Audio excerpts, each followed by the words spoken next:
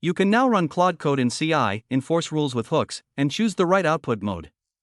That control lets you treat a prompt as a repeatable command.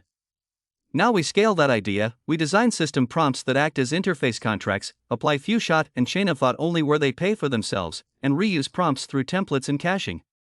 Let's start with what makes a system prompt a contract. By the end of this module, you can design a system prompt that is an interface contract, apply few-shot and chain of thought where they earn their cost, and reuse prompts through templates and caching. Here is how this module builds up. A system prompt is an interface contract. It states the agent's role, its boundaries, when to escalate, and what shape its output must take. It is not a notepad for everything important. The distinction people get wrong is thinking that putting instructions in the system prompt makes them always available, but that availability costs you on every request, and the noise drowns out the signal. Without this discipline, your system prompt grows into a 4,000 token catch-all. In production, that means you pay for those tokens on every single request, even when the user just says hello. Worse, the instructions compete. When you tell the model to be concise, to be thorough, to use a specific tool, and to avoid that tool in certain cases, reliability collapses. The model follows none of them consistently, and your support queue fills with "the agent did the wrong thing" tickets. Take the case where the agent associates the word report with the wrong tool. You look in the system prompt first, not the tool schemas. A sentence mentioning reports near an unrelated instruction is enough to bias selection. The fix is to remove that sentence from the system prompt and ensure the tool descriptions are unambiguous. The alternative, tweaking the tool schema, loses because the system prompt overrides well-written tool descriptions. The rest of the cases are on the page, but the pattern is the same: sort, move, restructure. The durable rule is this: a system prompt is an interface contract, not a knowledge base. Keep it lean and stable. When you are tempted to add tool-specific detail so it is always available, reject that option because it bypasses the per-request cost discipline you are paying for. Tool descriptions exist precisely so that detail loads only when relevant. That rule holds whether you are building a system next year or studying for an exam today. On the exam, this is tested with a scenario: you inherit a bloated system prompt, and the agent keeps picking the wrong tool when a user mentions report. The distractor is tweaking the tool schemas first. The exam tests whether you know to look in the system prompt for keyword-sensitive wording that biases selection. That is testcraft, but it mirrors a real production debugging sequence. Proportionate prompting means matching the technique to the failure, not applying every tool you have. Few-shot is for ambiguity, when the model needs to see how you reason about a borderline call. Chain of thought is for tasks that genuinely require intermediate steps, like resolving a conflict between a clause and a policy. Zero-shot is the baseline. If your categories are already clear and distinct, adding examples just burns tokens.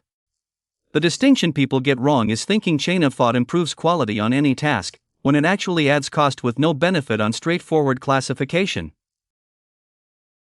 Without proportionate prompting, you ship a system that burns tokens on every request for examples that teach nothing new, or that waits for a reasoning chain to finish on a task a simple classifier could handle instantly. At high volume, that waste compounds into real money and real latency your users feel. Worse, layering all three techniques creates prompts that are brittle, hard to debug, hard to version, and prone to breaking when the model updates. The failure this prevents is a production system that costs more to run than it should, responds slower than it needs to, and is harder to maintain than it has to be. Take the scenario where 3 attempts produce 3 different output formats. You have detailed instructions, but the model still varies the structure. Zero-shot is out. You already tried that and it failed. Chain of thought doesn't apply because there's no reasoning chain, you just need a consistent shape. So you choose few-shot, providing 2 or 3 examples that show the exact format you expect.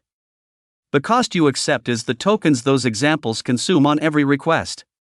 The alternative of adding more instructions was rejected because it already proved insufficient. The model needs to see the pattern, not read more rules. The other 3 scenarios follow the same logic and are on the page. The durable rule is, match the technique to the specific failure, not to the task category. Few-shot is for ambiguity and inconsistency, chain of thought is for genuine multi-step reasoning, and zero-shot is for when neither applies. Always name the cost you're accepting, tokens, latency, or both, because that's what makes the choice defensible in a production system. And when you do use few-shot, your examples must target the boundary where the model is confused. Clear-cut examples teach nothing because clear-cut cases were never failing. Rejecting a technique without giving the reason is just trivia. Rejecting chain of thought on a classification task because it adds reasoning latency with no quality gain is the lesson.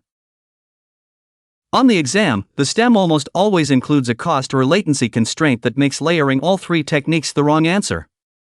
The most common distractor is suggesting chain of thought to improve quality on a classification task. The exam wants to see that you know it adds cost with no benefit there. When you see a scenario, first identify what is actually failing, then pick the single technique that addresses it. The proportionate choice is the correct one. This is testcraft. The exam is checking whether you can resist the urge to over-engineer when a simpler approach does the job. Modular prompts mean you write a rule, a policy, or a system instruction once and import it wherever it is needed, instead of pasting copies into 6 different places. That single definition stays consistent. When you also order the prompt so the static part comes first, you create a stable prefix that can be cached. Caching reuses that prefix across calls, reducing both latency and cost. This is not about studying cache internals, it is about recognizing that ordering plus caching solves the problem. The distinction to get right: modular prompts prevent drift, caching prevents redundant processing. They work together, but they are not the same thing. Without modular prompts and caching, you end up with 6 slightly different versions of the same policy scattered across your codebase. The first time someone updates one copy and forgets the others, the system behaves inconsistently, and that inconsistency is a production incident waiting to happen. Meanwhile, sending an 8,000 token prefix on every request burns budget and adds latency for no reason. Caching that prefix means you pay for it once and reuse it, so your application stays fast and affordable as it scales. The failure this prevents is not just technical debt, it is the slow erosion of reliability when rules drift and costs spiral. Take the drill scenario: an application sends an 8,000 token system prompt and policy on every request, followed by a short user message. To reuse that prefix, you first identify the static content, the system prompt and policy, and place it before the dynamic user message. Then you enable caching. Now the large prefix is processed once and reused, cutting time to first token and per request cost. The alternative of truncating the policy to 1,000 tokens is cheaper, but it loses required context, making the system less reliable. Downsizing the model would trade quality for speed without any agreement from stakeholders. For consistency, you write the policy as one modular block and import it into all 6 features. The rest of the cases follow the same pattern: order for caching, reject truncation, and centralize the definition. The durable rule is this: when you have content that repeats across calls, put it first and cache it. Never delete required context just to save tokens. Optimize without sacrificing what the task needs. And when multiple features need the same policy or instruction, define it once and import it. That single source of truth stops drift. Rejecting truncation is not about being purist, it is about recognizing that a cheaper, wrong answer still fails the task. Rejecting a routing classifier, for example, would bypass the language understanding you are paying for. The principle holds whether you are building for an exam or a production system next year. For the CCARF exam, the key is to recognize that prompt caching exists and that ordering static content first enables it. Do not study cache internals, the guide explicitly excludes them. The distractor that catches people is truncation. It looks like a smart optimization, but it throws away required context. The exam will test whether you know that caching plus ordering solves cost and latency together, without losing what the task needs. Keep that distinction clear, and you will spot the trap. Let's lock in 3 takeaways. First, treat your system prompt as an interface contract. Keep it tight, because length dilutes focus and burns tokens. Second, few shot and chain of thought are powerful, but they're expensive. Apply them only when the gain beats the cost. Finally, reuse prompts through templates and caching to slash both latency and cost in one move. That's prompt engineering at system scale.